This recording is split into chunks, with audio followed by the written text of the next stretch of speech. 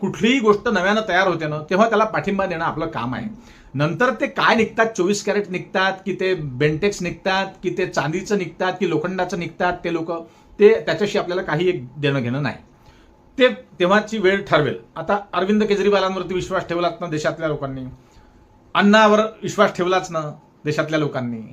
असं अनेकदा जेव्हा फेरबदल होत असतो, जेव्हा बदल होत असतो, जेव्हा नवी सरकार येत असते किंवा नवे आंदोलनकारी येत असतात, त्याच्यावरती शरद जोशींवरती विश्वास लोकांनी ठेवलाच होता ना.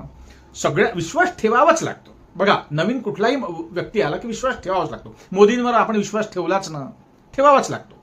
पण बदलही झाला पाहिजे मंडळी. आता मी या विषयावर आज बोलतोय की नुसती चेष्टा करणे, नुसती टिंगलटवाडी करणे. आता ते अभिजित दिपकेंचा पक्ष कसा जन्माला आला हे तुम्हालाही ठाऊक आहे. त्याची काय नोंदणी बिदणी अजूनही निवडणूक आयोगामध्ये झालेली नाही. अजून कशालाच काही नाही. फक्त एक 15 दिवस झाले त्या विषयाला. तुम्ही चेष्टा सुरू केल्या, तुम्ही टिंगलटवाडी सुरू केली. तुम्ही अर्थात काही आपल्या महाराष्ट्रातले 3 पत्रकार आहेत, त्यांना माहिती आहे ते कोण आहे, ते नाव घेण्याची आवश्यकता नाही. आणि आणखी मग काही खूप बुद्धिवादी स्वतःला समजतात, खूप विद्वान समजतात, मग वेगवेगळे त्यांचा काही अनुभव असतो वगैरे वगैरे. ठीक आहे, असतो अनुभव, पण त्यांनी काही पाहिलेले असतात लोक. मग ते लोक असे तयार होतात, मग असे मिळून जातात. आता बच्चू कडूंवरती भरपूर टीका होत आहेत.